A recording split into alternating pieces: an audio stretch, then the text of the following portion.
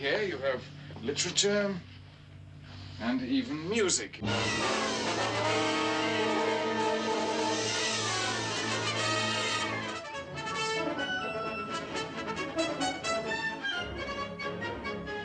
Paul Smith was a talented composer who spent the majority of his career at the Disney Studios. He received 8 Academy Award nominations, won an Academy Award for his work on Pinocchio. He could write everything that was needed for a score. He could write the original material, arrange it, orchestrate it, conduct it, and he did all of those things at the Disney Studios. An interesting side note, in Fantasia, you can see a violinist, which is Paul Smith. He played violin and he played piano. A sweet, gentle, quiet gentleman with great talent, because he wrote so beautifully, but he wrote to service the film. He didn't write to service his own ego. Never were aware, oh, there's music going on, although it was going on. And it was wonderful because he made every scene come to life with his gentle magic. In his true life adventures where he excelled, he shined in those things. There were a series of wildly popular films that took footage shot ostensibly in nature, and it was primarily the underscore that drove these movies and gave them certainly a depth of emotion they wouldn't otherwise have had. I get the melody, first of all, just as a lead line. Paul Smith felt that his music was a way of drawing the audience into the film, and one of the ways he did that was with melody. His scores are very melodic. A number of Paul Smith melodies were turned into songs, but they just didn't gain the popularity that other songwriters got at Disney. On polar caps we set our traps for walrus, bear, and seal. We fill the zoo with caribou. Depends on how we feel. Oh, we bring them back alive. We bring them back alive. We don't know why we catch them, but we bring them back alive.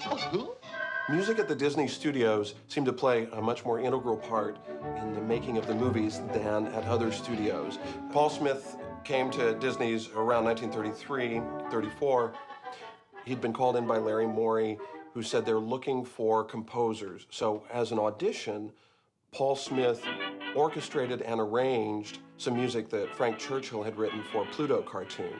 And at that point, he was in for the rest of his career. He started assisting various composers on short cartoons where music came first and the animation followed. And working with the animation director to work out on an exposure sheet the exact frames. All right, do your stuff. It was a mathematical science to determine just where the music should match an action in the animation.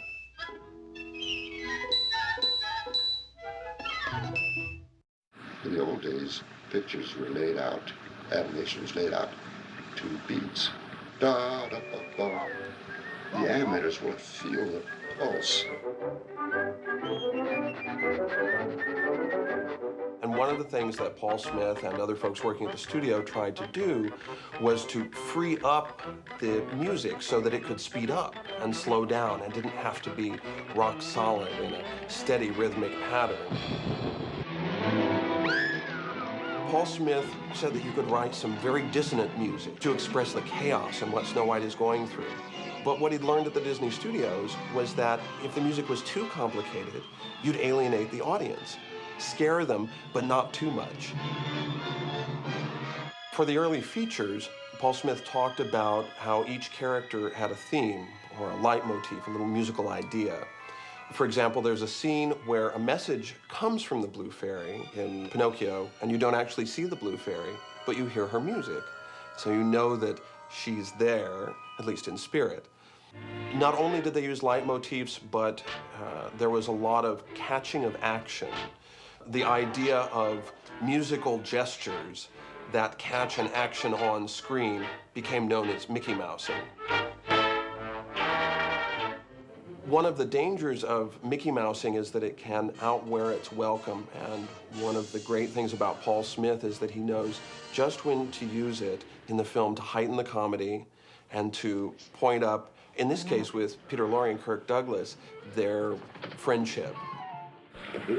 I didn't play it just for action. The action was caught within a melody. That's the dressing on a melody. 20,000 Leagues is one of his finest pieces of work. It was a majestic score.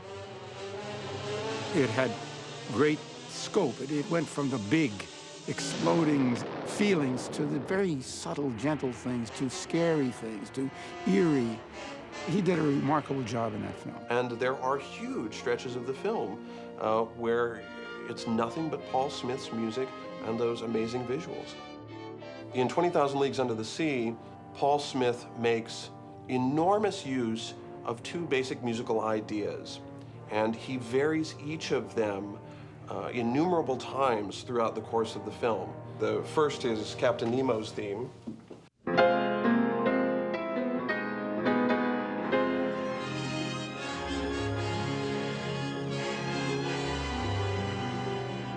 It was actually written to a piece of poetry that Hazel George, who was the studio nurse, you can see lyrics credited to Gil George. That was her pseudonym at the studio. She wrote lyrics for a great number of his songs.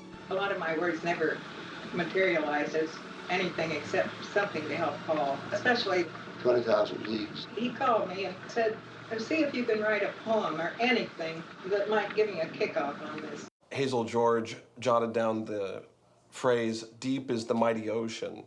Deep is the mighty ocean. And that became the basis for a theme that represents the ocean and the depths of Nemo's soul. Far better that they think there's a monster and hunt me with harpoons. He modifies the oceanic or Nemo theme for moments of attack.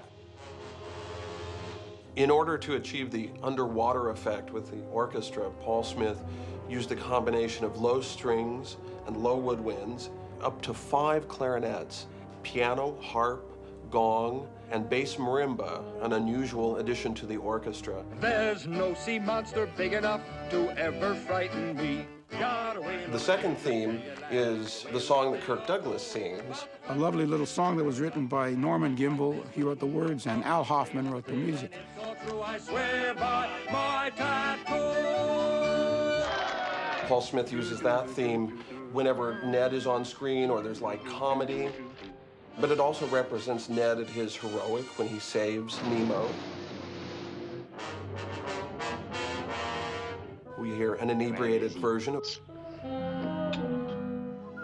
So the theme shows up in a number of guises, no less than a dozen times. And so what could have been an isolated song that doesn't have any other connection with the film now becomes an integral part of the film.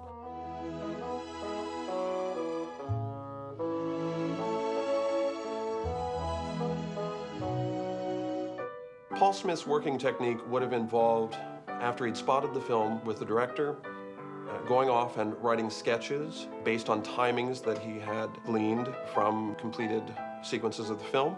He would take a blank piece of leader and place it into one of the gates of the moviola. And then using a grease pencil, he would make marks on the leader to match the action of the picture, so he knows how much music he needs to write to cover that particular action.